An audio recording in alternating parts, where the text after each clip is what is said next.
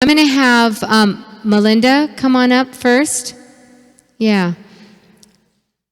So I met this girl last year at the retreat that Lynette put on, and she is a fiery girl, and she was my roommate, and it was awesome to get to know her and her intensity for prayer. Would you go ahead and just share briefly what you do, and then you can call up Sharon? Call up Okay. Sharon. Yeah.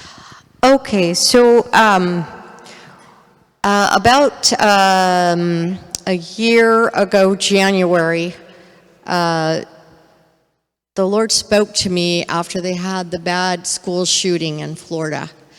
And we were streaming Dutch Sheet's event in Washington, D.C. I'm with Firestorm Ministries.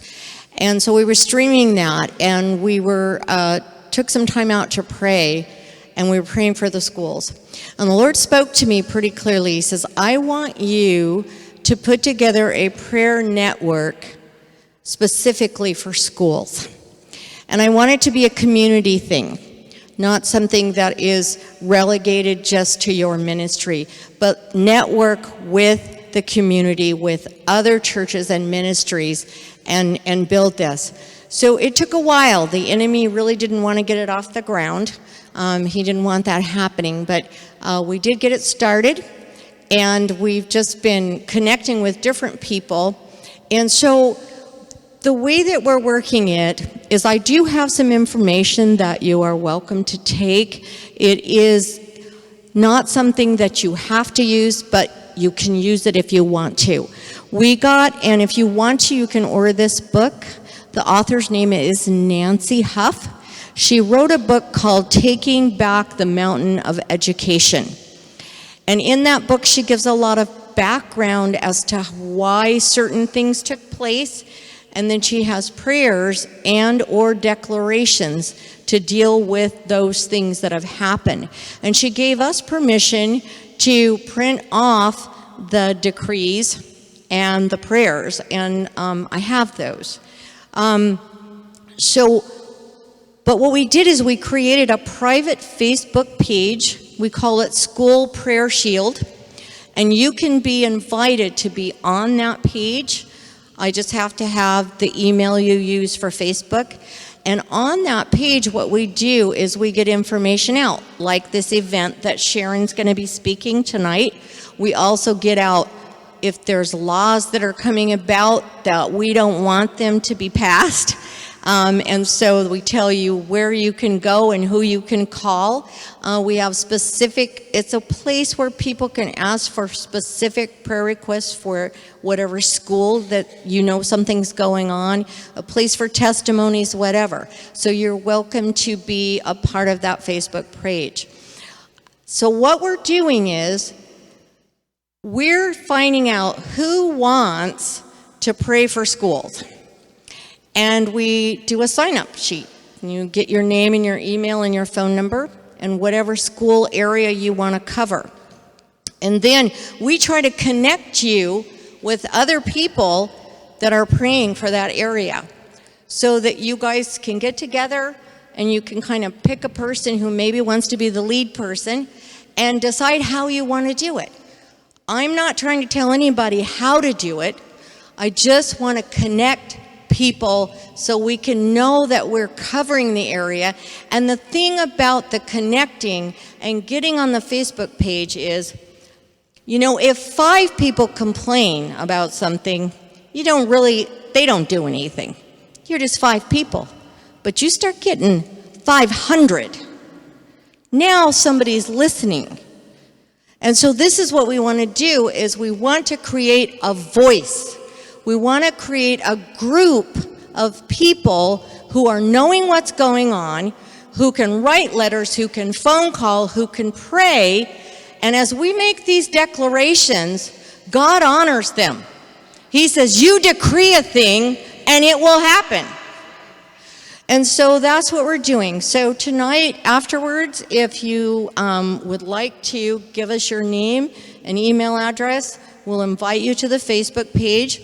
And if you already have people you're praying with for a school or a school district sign up and say, yeah, we have a group, but we would like to connect so that we can.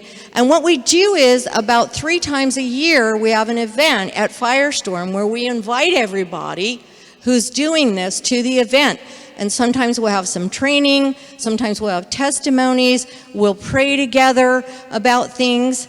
We're actually doing, a group of us are going to the Capitol on October 28th to do a prayer assignment there, specifically to deal with some issues that Nancy Huff has done research for. And so there's that opportunity too. So through all of that, Sharon and I connected, and so now we're kind of working together. So here is Sharon Hanek, who is also called the Research Mom. Thank you. I'll just put this up here. I guess you can read what they wrote here. I want to start by saying tonight we've been talking about how God never lets go of us. He's always there, and I can just see him stretching out his hand and saying, take it. You know, here we are in the middle of the fire. He says, take my hand.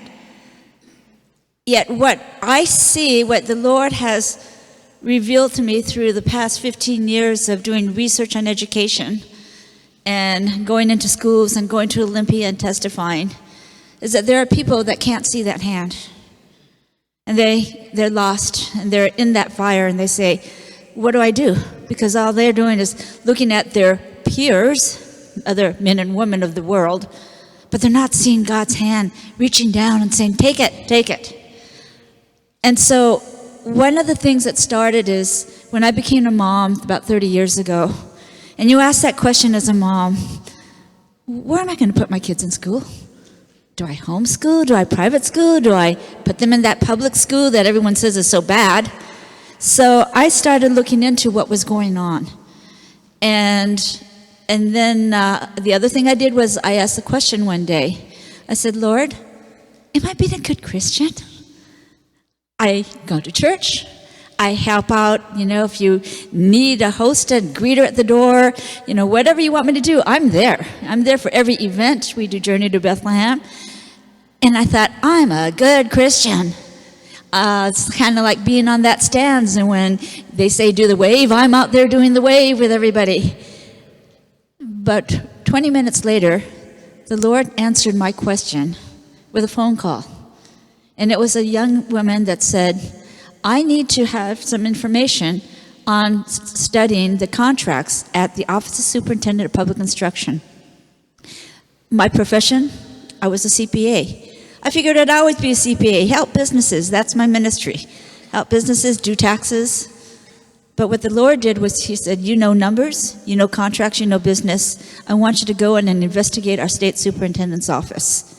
And that started me on a journey 15 years ago that led me to where I am today, because what I found, and I will say I was blessed or cursed with the information that I discovered when it was revealed to me.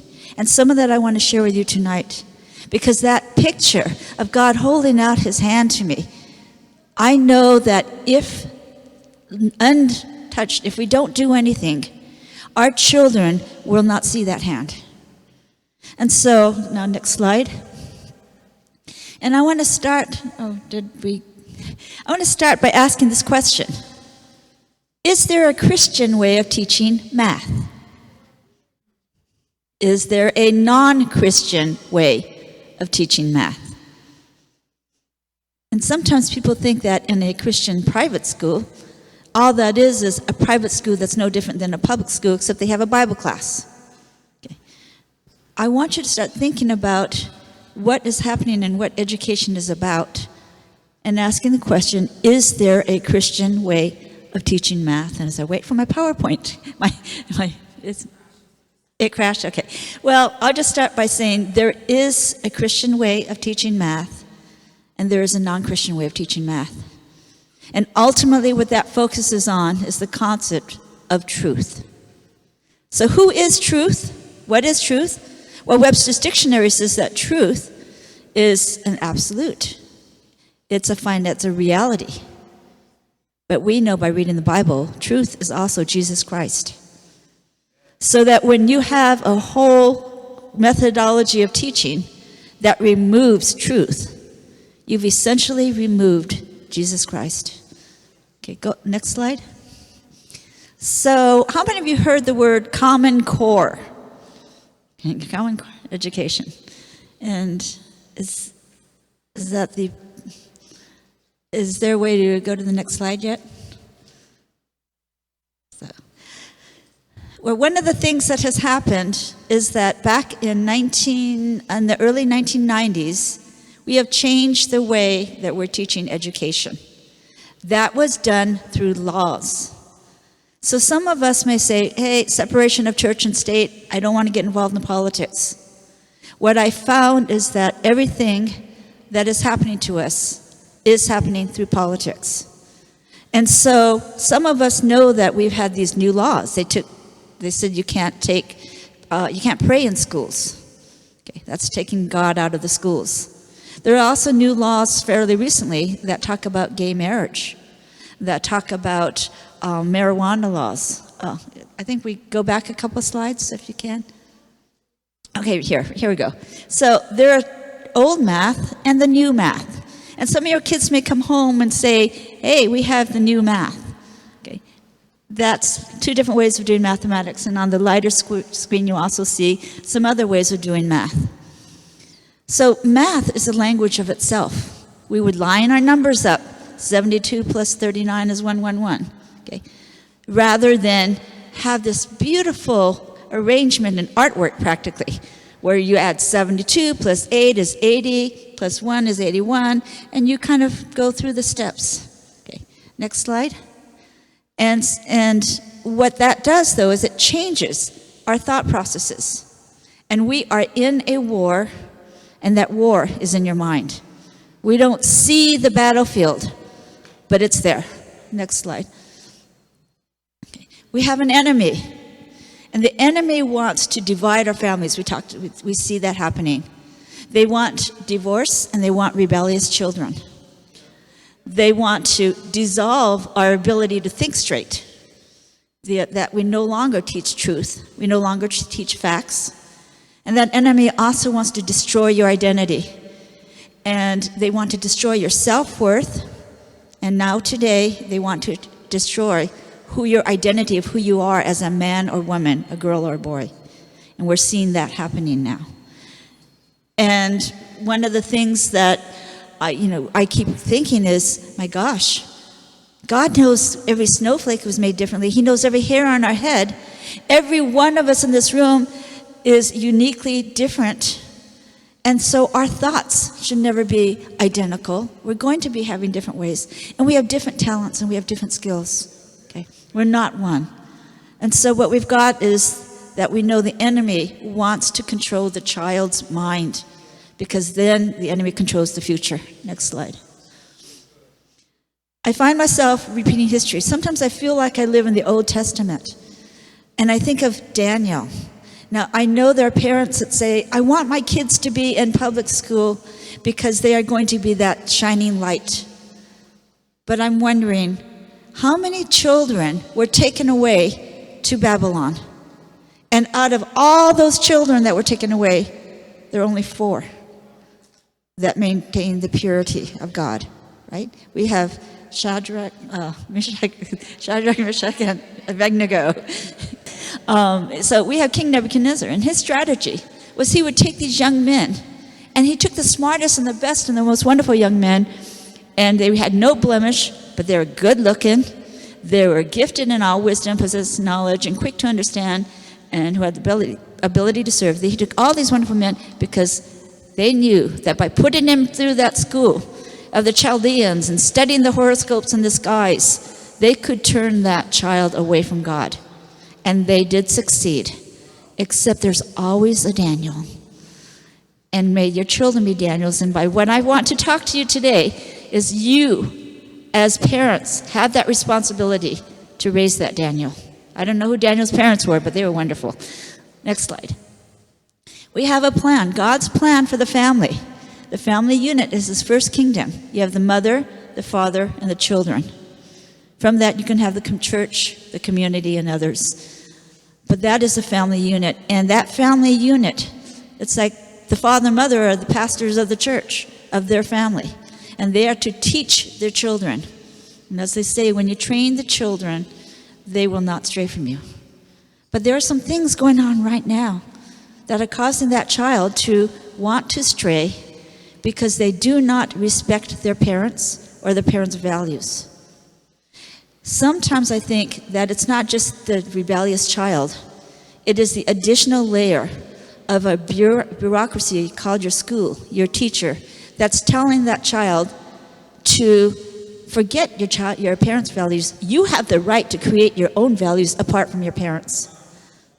And so we have children doing essays in classroom.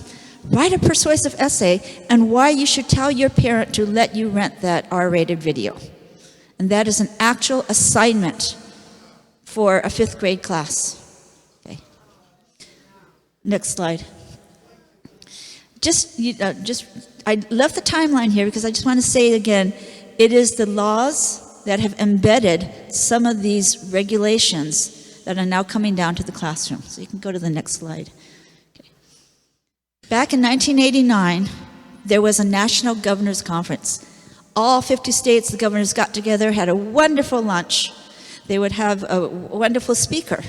And that speaker for that year was Dr. Shirley McCune. And she laid out the groundwork for what we're seeing today and what schools should be.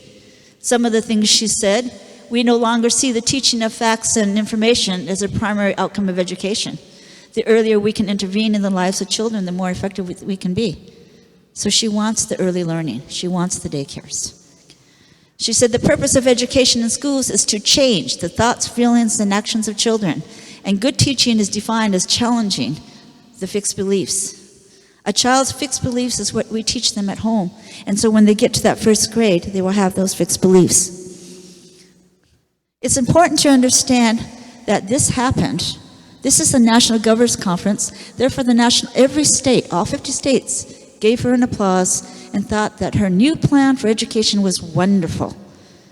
Part of her plan for her education is what we're seeing today in many of the schools, especially Washington State. She also has another way of thinking. It's a philosophy called theosophy. And she wrote a book called The Light Shall Set You Free. And in this book, it actually says that much of the pages of this book was channeled by her spirit guide, Kuthumi. So this told me who she is. She's a new age lady that has a spirit guide that's not God. And she's doing the National Governors Conference, and she's setting the tone for education across America. Not only did she do that, she was hired in the 1990s to come to Washington State and help write our Washington Student Assessment Test. So from about 1996 to 2006, for 10 years, Dr. Shirley McCune was at the highest level of our offices in Washington State. So I mentioned that I was asked to look at contracts. As an accountant, I went in there, and what we discovered was everything she was doing. All the money going with it, looking at contracts, looking at what she was doing with Washington State. And when I found that out, I think that's a God moment. First I was scared, and then I realized that I was getting in this battle against the New Age movement. And my life has been Nancy Drew meets X-Files. A little bit of sleuthing, a little bit of looking and researching things, and a lot of supernatural, good and bad. Next slide. So now we also have that influence, and we have a law. It used to be that the laws of Washington State back in the 1990s was that basic education was teaching reading, writing, mathematics. Today, basic education is an evolving program of instruction that is intended to provide students with the opportunity to become responsible and respectful global citizens and to enjoy productive and healthy and satisfying lives. Where in that do they have to know how to do math? It's not there. Just next slide. So what's happening with teaching math? Well, in that course of 15 years, one of the things that we discovered was that a document that we found at the superintendent's office called Teaching Math in Washington State. This was a manual for every teacher in Washington State, and it said there are dysfunctional math beliefs. 3 of them are listed here. The goal of math activity is to provide the correct answer. That is dysfunctional. The nature of math activity is to recall and apply algorithms. That's computation skills. It's dysfunctional. That the nature of math acknowledges that everything is right or wrong with no allowance for gray area. That is dysfunctional in Washington State. So next slide, and you're going to say, well, the teachers aren't going to buy it. We have teachers, they can't teach math without it. So next slide, we found the teacher's manual. And where it's circled, it says, if the teacher teaches that students believe there are right and wrong answers to questions and work to determine what those are, the students come up with immediate responses to questions and move quickly to the next task, that teacher is below standard. So what is a good teacher in Washington State? It's that students know their ability to construct understanding and think reflectively about a problem is more valuable than a correct answer. So if you've got a curriculum like that, the question I have is, where's the truth? So next slide. How do they teach math? Well, this is a math example out of Tri-Cities. As I travel throughout the states, that Washington State, people send me examples and show me things. This one here is a pie chart, and that largest area is shaded, and the answer key says that largest area is Australia. The question that they ask is, what is the land mass? And so the child that did this said Australia is the largest continent. And his mom said, no, that's not right. Corrected it, sent him to school, and she came home and said, Mom, the teacher said you're wrong, and that I have to do it this way. So the teacher went into the school and the mom went into school and talked to the teacher. And the teacher says, oh, this is just a problem in understanding the color key codes, and therefore it is not a lesson in landmass. However, that child thinks Australia is the largest continent because that's how he had to answer the problem to get an A. Next question. So we also have this new test, Smarter Balance. Every kid in Washington State has to take this test in the 4th grade, in the 7th grade, in the 10th grade. Here's an example of the question off their website. If Liam is making lemonade, he needs 16 ounces of lemon juice and he has 10 lemons. Does he have enough lemons? And many of us might be thinking, okay, 10 times 1.5, which is 1.5, that's 15. No, he doesn't have enough lemons. However, you'll see on the next slide that the answer is yes, and the answer is no, depending on how you explain yourself. If you assume when you write your answer down that you have extra large lemons, the answer is yes, he has enough lemons. If you assume that he's got a really good lemon squeezer, and that's what you write down, then he might have enough lemons. Okay? So that's what I mean by how you explain yourself is more important than an absolute correct answer. Next question. This is another test. This book was in about 60% of Washington State schools. It's called Connected Math. And in this book, they ask this question. You can't read it, but it says, find your number, write a story problem about your number, make 4 connections with your number and the real world. Now, every math class, every kid has to have a journal so they can write their emotions down about how they feel about math. So they write in their math journal what they think about their number and make up some problems. And so the child that does not know how to do division is simply going to make up his problem and say, my number is 12 and my answers are 10 plus 2 and 20 minus 8 and I'm done. He's fulfilled the requirements. He still doesn't know division. Okay. So next slide. As I go through, these are just some examples. What is happening with math? Go ahead, click again. There we go. I got to thinking, especially being a tax accountant, I'm a numbers lady.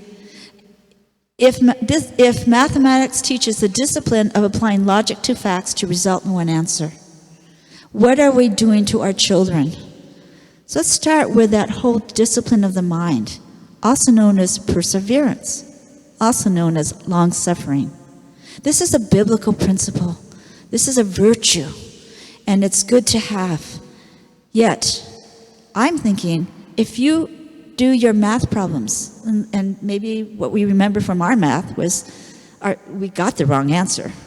So our parents would say, you don't get to watch TV, you got to practice your math and do your math problems over and over. Our teacher would say, you don't get recess until you do your math problems over and over. And you're doing it over and over to try to get to a correct answer.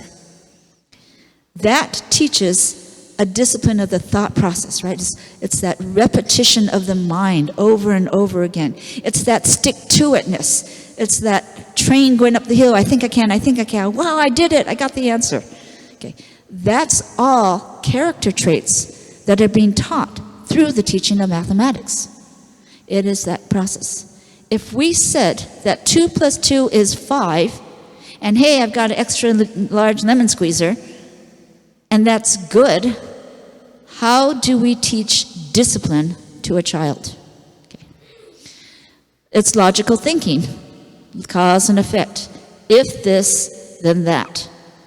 But if you have a life and a whole curriculum that says, if this, and you can have a choice of 5 different answers depending on how you explain yourself, you don't have finality, you don't have answers, and you don't have consequences. So children grow up not knowing what a consequence is because they don't have to ever face it in their math problems. It's based on actual facts and answers. And the last one was the absolute truth, absolute right and wrong. So when you have an absolute right and wrong, that is right, that is wrong. It's truth, it's lies. It's good, it's bad, and there's a line in the middle. And that line tells you when you're doing appropriate behavior or inappropriate behavior.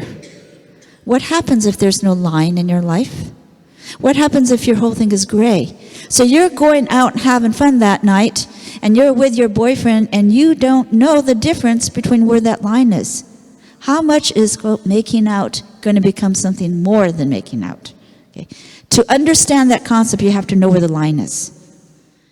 And I would say the other thing about raising kids, I have 3 children. The youngest and the oldest is 8 years apart. And when my youngest child was about 3 years old, and he wanted to go play and he wanted to cross the street, and I said, no, you cannot cross the street unless you're holding my hand. And like all children, but my sister gets to, right? And I said, well, your sister's older. So I had, his sister's 8 years old, and so she could just tell me, I'm going to go to the neighbor's house. And so she called, and I said, fine, you call me when you get there, just let me know you're there. And she could go off on her own, and I'm not watching her, but she's just off on her own. My middle son, he may be still in that situation, being 5 that I would have to watch him cross the street, but he didn't have to hold my hand. So the youngest one thinks it's totally unfair because I'm not only watching him, I'm holding his hand. But I said to him, when you get older and you prove to me through your experience, then you can have more privileges. Okay. That is how we need to treat our children. It is not that we as parents are on the same level playing field as our children, or we're big sisters on the same playing field as the little children, and they think it's unfair, but really what we're telling them is, you're going to get there too. You just have to take a little bit of time and grow up and prove to me you have that experience. I think that's appropriate to say to our kids. But again, that's drawing a line. As saying, here's your limits. But if you don't know right and wrong, if you don't know absolutes, you don't understand the concept of limits. Okay, next slide. So again, what's truth? And what I keep coming up with is 2 Timothy 3:7, always learning and never able to come to the knowledge of truth. We have an entire school system that's doing a whole bunch of learning, a whole bunch of prove to me your answer, whether it's correct or not, but they never come to the truth. Next slide. So I believe that what we're doing with our children is not just dumbing down. It is what I call rewiring the brain, changing the way you think through and process information. Many of us are rock thinkers. Rock thinkers believe there are absolutes. They hold to a reality. They are solid thinker, and it's really what it is God's way of thinking. It is the rock of God, on that solid thing, versus the lava lamp thinker. The lava lamp thinker is in a glob, and they're floating around in the glob. And that glob is their truth. And they feel very comfortable with that glob because all their friends are in that glob. So when they're in that glob and they're in their truth, they might hit the wall of the lava lamp, break off, and go to another glob. And so that becomes their new truth. And they don't understand that their new truth could be 180-degree difference from their old truth. So that's what I call the lava lamp thinker. They pick up on truth by their peers, by the things around them, more than an actual fact of reality. The other thing about a lava lamp thinker is that they are very impressionable by their peers. So kind of pushing to the point is, if you are going into a restaurant to eat food in a restaurant, and as you're going to your seat, you're looking at what everyone else is eating. Oh, I see 5 soups over there, 3 hamburgers, and 7 livers. Oh, gee, I don't know what liver tastes like. It's probably the most expensive thing on the menu. But I'm going to order liver because there's 7 people with liver. They had the most. In other words, consensus. It is the number. That's how they make their decisions. We should be looking at our pocketbook. How much do I have? What did I eat last night? What's my dietary restrictions? That's how we should be making our decisions. But a lava lamp thinker will pick up their cues differently. And so what I'm worried about is we're creating a bunch of lava lamp children that believe more and are dependent more on their peer group for their truth, because they don't know how to connect to an absolute reality of truth. They know that when they play their video games and you die, you get to respawn 3 times or 4 times, depending on your video game. There's no permanence. Next slide. So that's my explanation of the destruction of truth. But now let's look at the identity. So we have gender confusion. What we have going on in schools today, high school children are being told, when you write your essays and whatever your writing skills, do not use the words him or her, he or she. So they're being told that now in classrooms. So far, they're not being penalized for using those terms, but they are being advised not to. They're being told, encourage gender fluidity. So you have the 3rd grade girl that loves to play baseball. That's the boy part of you. Okay? We used to call them tomboys, but no, that's the boy part of you. And oh, by the way, you've got a lot of boy skills because you're very athletic. Have you thought about becoming a boy? Okay. So those thoughts are now entering that child's mind at earlier ages. In schools, there are the ability for some children possibly to get puberty blockers, young boys that will block their ability to grow, and the girls are getting binders. Now, when the Des Moines, I think it was Renton or Des Moines School Library offered their little drag queen story hour, they said that they were also going to have raffling off binders. Now the average parent's going to say, oh, hopefully it's a 3-inch binder, but I don't have to buy it for them. No, a binder is something that a girl wears to restrict their breasts, and it's to prevent their breasts from growing. It can be to the point where they restrict that they can't breathe, and it can also crack ribs if not used properly. So these teenage girls between the preteens are now going to the library, King County Library, and allowing to get free binders.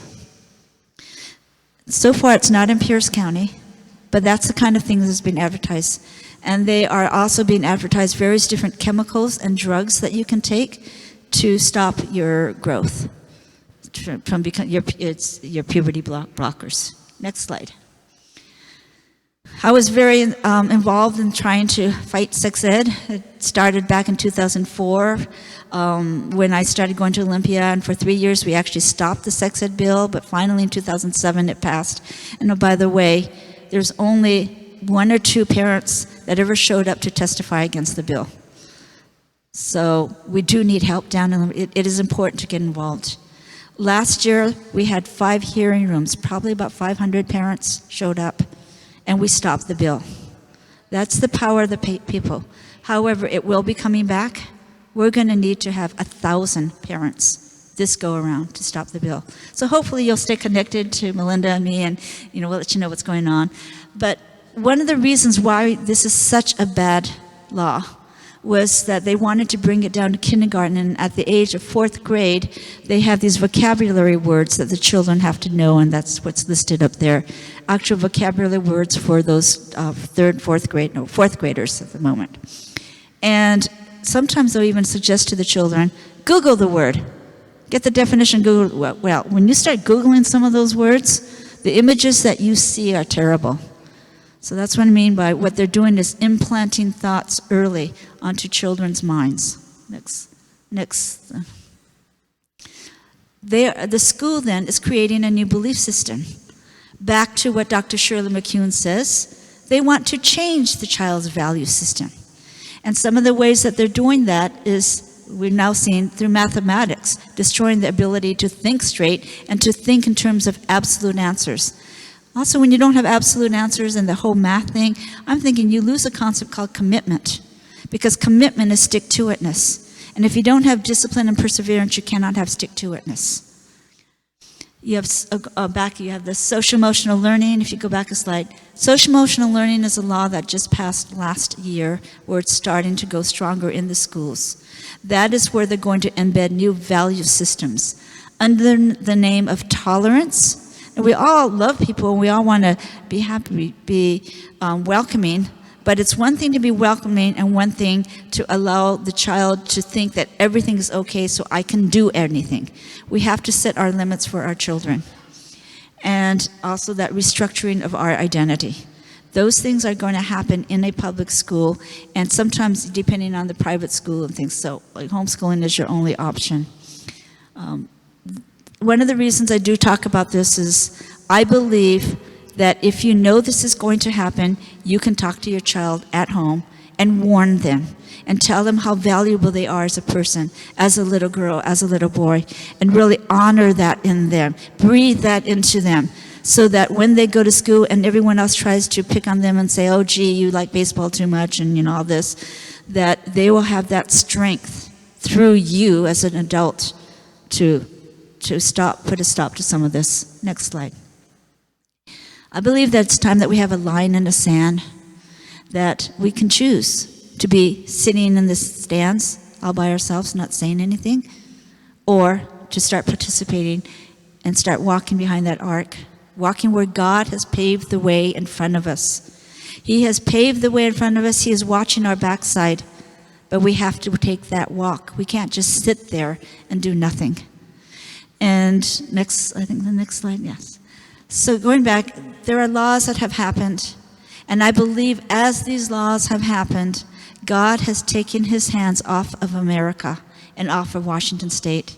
And so like Violet in The Incredibles, when she had that force field around her, it was like America was protected by a force field, because we were a nation, we are a nation that was created under God. But as we passed laws that removed God from just from the laws of the land, God has said, fine, I'm going to take my hands off of you. But I believe that when we pray on God and we ask the Lord, come back and put your hands on my family, put your hands on my church, put your hands on my community, he will do so, but we have to ask him. So we can't just assume it's going to happen. We have to get on our knees and pray. And we have to then be more specific, and I'm hoping to work with Melinda on the prayer shield to be more specific about what we pray for. So instead of just saying, we pray that my kids get good grades in class, we say, we pray that they will never lose their identity and who they are as a being you created them to be. That little girl, that little boy. And we actually have to say that now, because we have a whole world telling them it's okay to change. And one of the things about praying, I met Tim Taylor many years ago, back in 2004, and that was when we were fighting the first round of the Math Wars battle, where they took the numbers out of the math curriculum. And I was in Olympia and talking to the senator, he was the head of education committee, and he said to me, "You will never win, Sharon. You're going up against the WEA, the unions, the NEA, the Office of Superintendent." He gave laundry list of folks, and he said, "You're never going to win this battle until you get more guys on your side than they have on theirs." Now that is the lava lamp thinking, right? You have to make your glob bigger than the other guy's glob. So circumstances were that I was able to meet up with some folks and create a group that started going to Olympia on a regular basis, and we forced our legislators to change the laws. And so for 2 years, we had some of the best standards in the nation until Common Core came in. Okay. And I tell you that story because that's what everyone saw, what I call the worldly version of it. But I had met Tim Taylor. And I said to Tim, and I showed him the books, I said, "These are terrible books. We need to get rid of these books, and we need to bring truth back into math." And so in his 24/7 prayer, the decrees that Tim Taylor had made for a year, they prayed that we would have good math curriculum. They prayed for truth in mathematics. I call that the Air Wars. So that happened for about a year. Then people went in and started lobbying against the math books, and we won. So that's the two layers.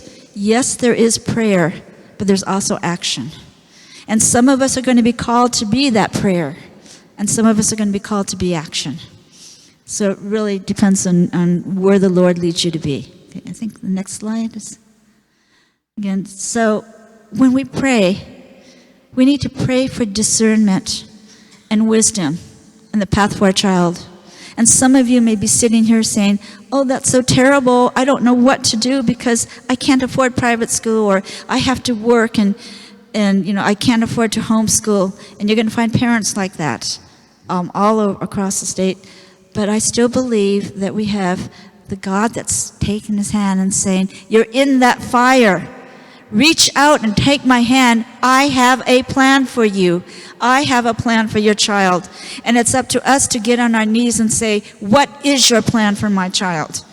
What do you want me to do? Because I can't put her in this." Unless you have a Daniel, and then God's going to say, "You leave him in there," because he's going to turn the whole world around. But we have to pray for that wisdom and discernment. And I believe we really have to get on and get that relationship. And we as parents have to get to know God. And then we could say, "What's your plan for my child?" And now we pass that on to our child and help our child be part of that plan as well, because they're praying into it. So we have to also pray that if we have our children, well, not just in schools, just everywhere, that our children will have the strength and the wisdom to see through the deception, because they are the ones that are going to have it on them. We have the strength of the inner character to withstand the lies, that your child maintains a sense of themselves and your family, and that your child values absolute truth and logic. We have to trust God, and that's the other side of it. I think many of us don't trust God. We're saying, "Yeah, but," "Yes, but," and God said, "No buts. Just put it here. Just trust me. I have that plan for you." So we have to learn how to connect to that plan. And sometimes, I have watched families that said, "I could never afford to do private school," but God provided. Some weird things happen. This is where you can witness those miracles, and he will help you. And I wish that churches would step up and, as a church unit, start that school to help the families of the church, be more attentive to that. And pray for the teachers, because those teachers are in the front line, and there are wonderful teachers out there. They are the victims of all of this as well, because they are being forced to teach some things that they don't feel are right. And sometimes they don't know what to do, and there are teachers that are being forced to address a child, a little girl, as Tommy. And if they don't, they may lose their job. That's what's happening today.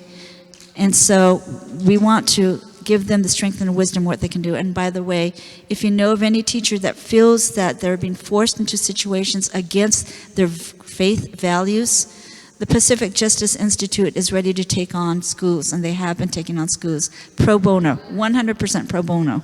So contact me, you, and Melinda. We all know we have connections to this organization. So I think that's primarily what I want to do is first, although I've told you some bad stuff about what's happening, and I think just so that you know what's going on and you can take steps at home, you have to do flashcards. Do those things. Get those little workbooks, and because what you want to do is instill in your child that they will honor math. That also, if they always do math doing those flower things and the bubbles and the decomposing numbers, they'll never be able to do higher level math, such as quadratic equations. And they we'll never get those engineers that we need to build our buildings and roads and things. So we're not only destroying the ability to think, we're destroying the future of all science, of all construction, and everything. So I'd like to close, though, with just a bit of prayer for all of you and say, Lord, you know the path that you want for every child in here. And you know that there are possibly grandparents and parents. We all know children. We all know children of the church, children in our own families. And we want you to show us the path you have for that child, because we know you don't want them to be lost and that you don't want them to fall into this worldly way of thinking. So I just pray now for every family and every parent that you will come down, that you will take your hand and touch them and say, this is your path. I have your answer.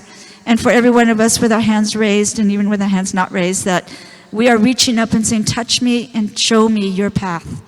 And show me how you want me to be, how to raise the children. And even if I don't have children, that you will show me the children that need help, my friends' children, my others, because this is the way that we can make it out, and we know you have a path. We were just ignorant, possibly. We didn't know how dangerous it was, but now that we know, we've come to you for help. In Jesus' name we pray. Amen. Fantastic. Right, guys?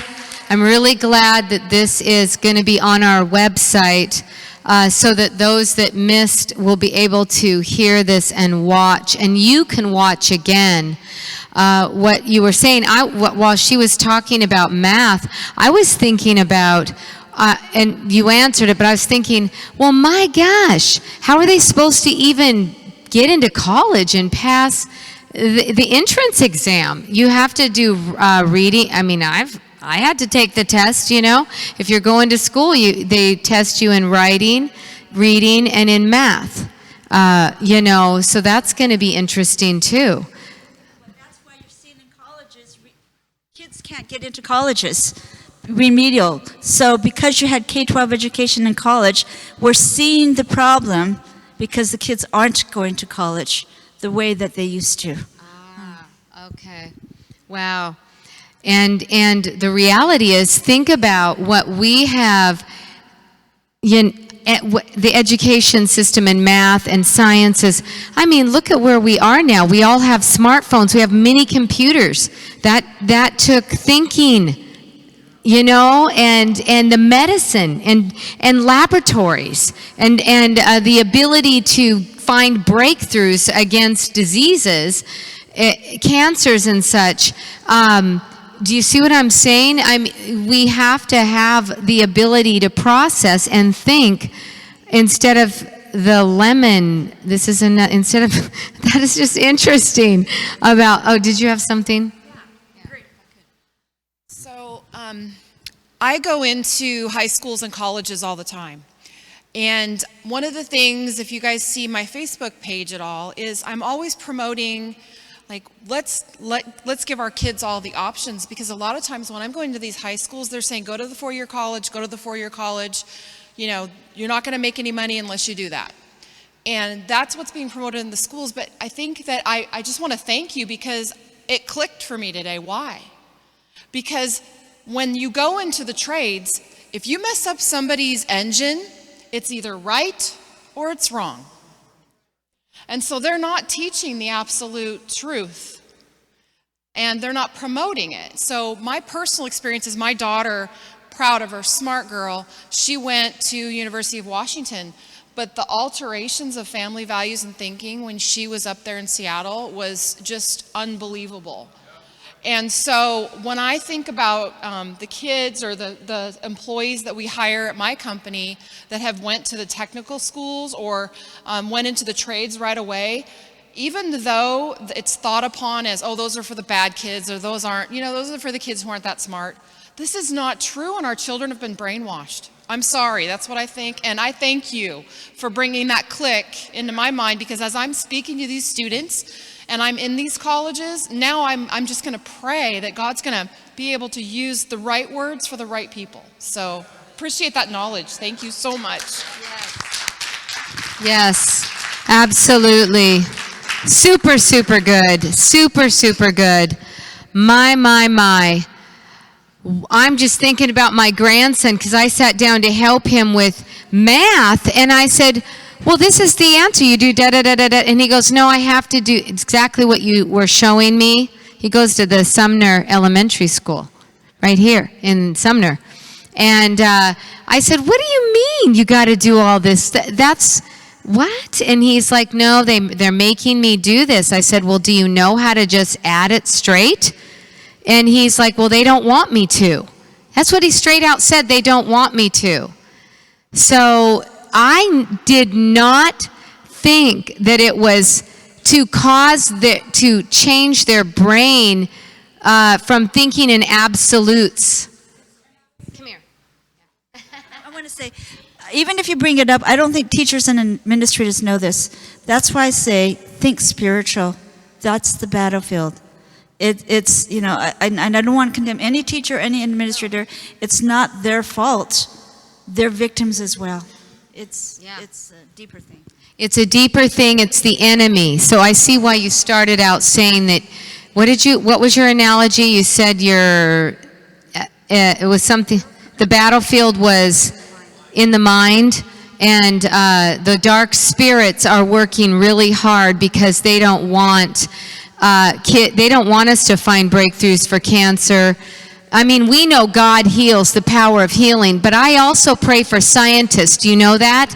You guys too? I pray for scientists. I say, Lord, give them what they need. I mean, look at what happened when penicillin was discovered. People would die from common little things that now you can say, oh, I'll just take some penicillin and I'm good to go. Right? So, yeah, I can just see the big picture, because the enemy wants many to die, not live. And even in the sciences, I'm thinking about that. Wow, okay. Well, I'm at the grandchildren stage. I did homeschool part-time, and I did public school part-time. I really prayed and asked the Lord in each stage, and then talked to my children about it. And it meant I had to work part-time, and it meant when we went through the drive-through, everybody got a water instead of a pop. They had their burger and a water, because I had to save the money type of thing. And they used to have a program called Choice that was really nice. But because in 2008, when the economy fell, anyway, it was a homeschool program where you would have teacher support that was funded by the state, and it's no longer available at this time, but there might be programs I'm not aware of. But I would say definitely press in if you're supposed to have your child in a Christian school, if you're not able to do the homeschooling. And then, like she said, your child could be a Daniel. If your child is called to be a Daniel, Shadrach, Meshach, or Abednego, then that means you're a vigilant parent. You're an involved parent. You're not, checking out and you're so busy with your own world